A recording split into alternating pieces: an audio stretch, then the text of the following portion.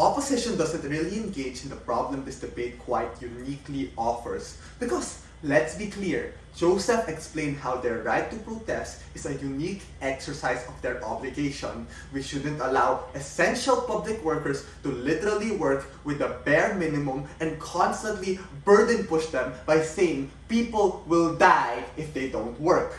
Firstly, that's not how the real world works. There's a plethora of unique characterizations that you exclusively get from Joseph and Jaron, which has not been properly responded to or even acknowledged by opposition bench. But secondly, at best, opposition gives you the worst amount of engagement on what we said. I still don't understand why these protests are so violent that they cause the entire world to be burning. Let's be charitable.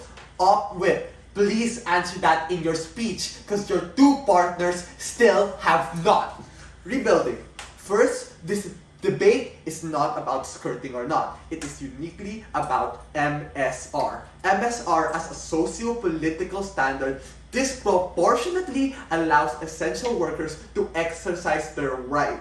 Yes, in debate land or in a vacuum, doing your job is fucking more important than lobbying and protesting. But opposition does not contend with the reason why they strike to begin with and assumes that this happens just randomly. The nuance here is public sector workers, of which are severely underpaid and overworked, especially in developing nations.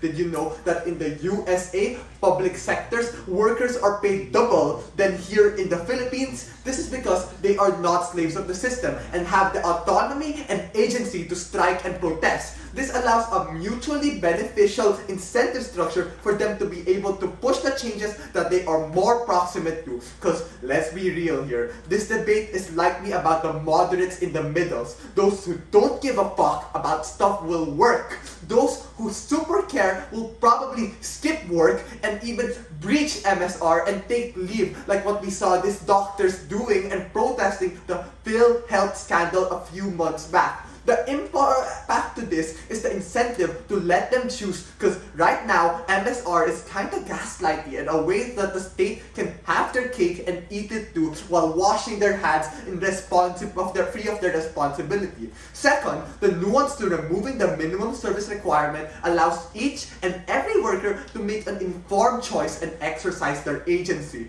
and autonomy. For every person not protesting, you have someone working, guys. But as what Joseph said, they make the trade-off not to work and not to get paid for those hours because of the proximity of the issue for them. Yes, these issues are about salary and funding for these institutions, but the motivation behind these essential workers is the exercise of the very oath they had taken, given to us by Joseph. They are aware that they are agents of the state and we recognize they are different, but that is exactly why they also have a watchdog and check and balance against the state. On both sides, we recognize the risk of the state being shit, hence lackluster and substandard services in majority of public services. There is an outcome dependently on opposition, where in their case only works where the state is so good and so efficient and so kind, but on average, that is not the case. Because guys, newsflash,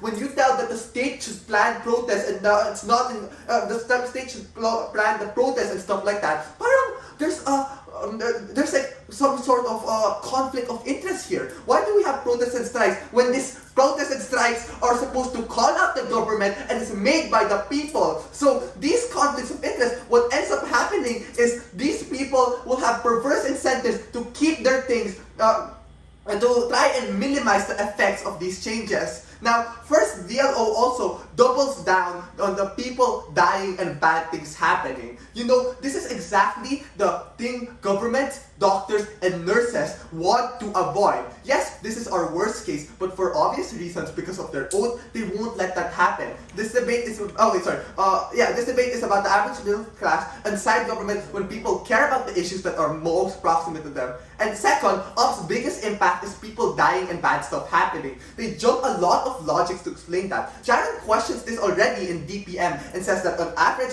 because People protest, it's not like civil unrest and war breaks out. Just vibe check this out, guys. If doctors and nurses protest, it's likely to be logic and rhetoric over physical assertion. But even if this is the worst case, this becomes a way for the state to take all these social issues seriously, which actually prevents the situations from happening in the first place. This looks like getting the proper funding to buy more medical equipment, more resources to protect our police force, or more subsidy to be able to do their jobs better. Third, the best thing we get on opposition is that there are already structures in place for people to be able to protest the correct way. Again, Sharon responded this in DLO and they still haven't done their job. They still haven't done their job back. Sharon said that these methods don't work precisely because the average worker is not allowed to care because the MSR doesn't incentivize these people to opt in. Strikes require people on opt, you don't get these people. So now to weigh this debate, what's the main clash here? I think it's because of safety versus just the effectivity of strikes and chains. Now, before I continue that, I want you guys to POI so you have a chance. Go, go, go, go.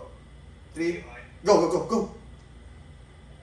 You haven't proven the extent or the marginal outcome with or like when you remove the MSR, especially that these people can still strike online. Okay, so when you guys claimed earlier that times that nurses, firefighters, whatever protesting leaves because there's there's a lack of protection and people will just start dying, I don't think that's a proper response because people follow an oath and they care of people and they're incentivized to stay because of that care. This means that these people are not just going to all leave all at once. Let's just weigh this out and understand what's going on. If these people truly care, they're likely to just stay here unless it's in the most extreme situations, the extreme situations where they feel that their jobs are not going to be able to properly done, and that's when true impact actually happens. That's when they start telling people, that's when people start noticing these changes, because in their side, when you have people continuing the work, nothing much changes for the average general person. Guys, we only know these jeepney strikes because jeepney drivers are not doing their job, not because they are shouting and getting mad at people. No, it's because the point in which people start caring, the government and the average person, is when these things directly affect them, and it will only affect them if there is some level of risk, and we will take that risk as opposed to actually doing nothing and keeping status quo. Thank you, and never been more proud to propose.